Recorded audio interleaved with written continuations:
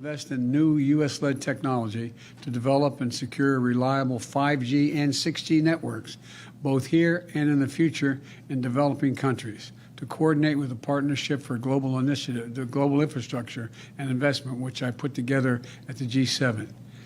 This new technology solution for 5G, called Open RAN, will outcompete other platforms, including from China.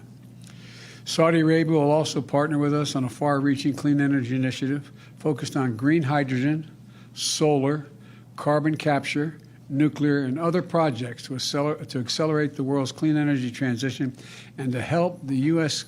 clean energy industry set global standards. And fifth, we had a good discussion on ensuring global energy security and adequate oil supplies to support global economic growth. And that will begin shortly. I'm doing all I can to increase the supply for the United States of America, which I expect to happen.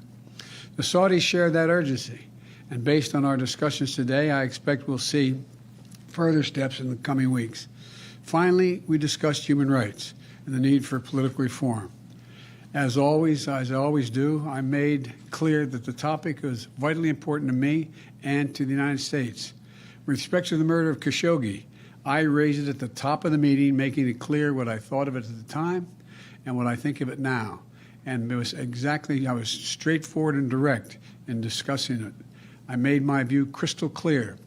I said very straightforwardly, for an American president to be silent on an issue of human rights, is this inconsistent with who we are and who I am?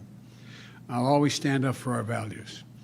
So that's a quick summary of tonight's outcomes. Tomorrow, with 9 leaders from around the region, we'll have more.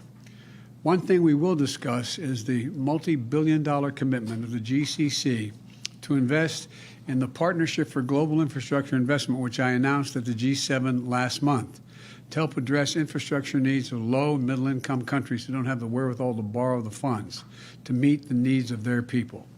And after years of failed efforts, we have now finalized an agreement to connect Iraq's electric grid to the GCC grids through Kuwait and Saudi Arabia, and deepening Iraq's integration into the region and reducing its dependence on Iran. And it was pointed out to me that I was reminded by staff at the time at the meeting that I tried to do that back when I was the early days of my vice presidency. Finally, it's done, being done. Tomorrow, I'll also be laying out an affirmative framework for America's engagement in the Middle East to build on these important steps going forward. The bottom line is this trip is about, once again, positioning America in this region for the future. We are not going to leave a vacuum in the Middle East for Russia or China to fill, and we're getting results. I'll take a couple questions now. What was the Crown Prince's response to your comments about Khashoggi? He basically said that he was not personally responsible for it. I indicated I thought he was. He said he was not personally responsible for it, and he took action against those who were responsible.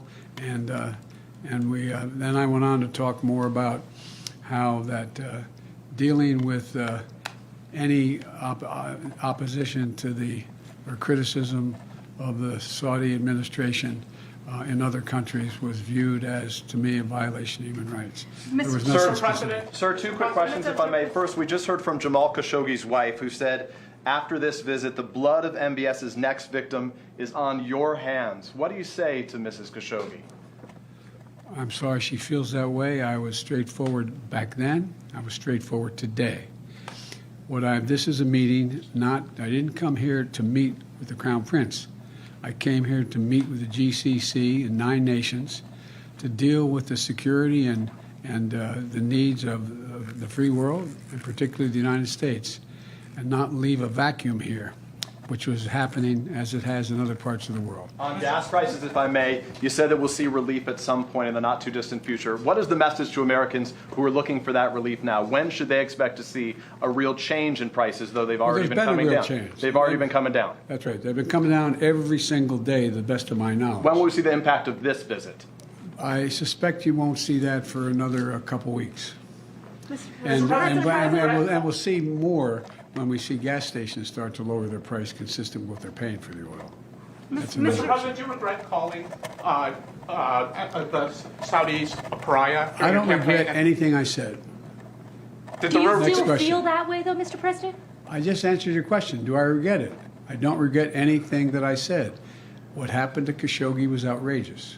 Mr. President? Yes. You're coming under a lot of fire for your fist bump with the Crown Prince. Why, I just wanted to give you a chance to respond to that. But also, how can you be sure that another incident, another murder like Jamal Khashoggi's won't happen again? Well, God love you. What a silly question. How could I possibly be sure of any of that? I just made it clear. If anything occurs like that again, they'll get that response and much more. Look, you've heard me say before, when I criticized Xi Jinping for slave labor and what they're doing in the western mountains of China, and they said I had no right to criticize China, and I said, look, I am President of the United States of America.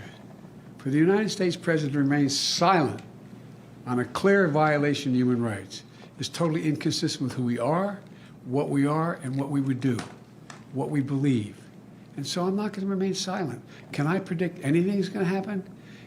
Let alone here, let alone any other part of the world? No. But I don't know why you're all so surprised the way I react. No one's ever wondered that I mean what I say. The question is I sometimes say all that I mean. And what, That's and what about your response to the fist bump? On the issue President. of climate, Joe Manchin obviously made significant news right now, which appears to be torpedoing what was one of your biggest priorities as it relates to energy and to climate back at home. Your message to those Americans right now who are looking for that relief that would have a wide impact as it affects the climate and energy specifically. I am not going away. I'm going to use every power I have as president to continue to fulfill my pledge to move toward dealing with global warming. Thank you very Mr. much. President, is Joe Manchin negotiating in good faith? I didn't negotiate with Joe Manchin. I have no idea. Thanks, guys.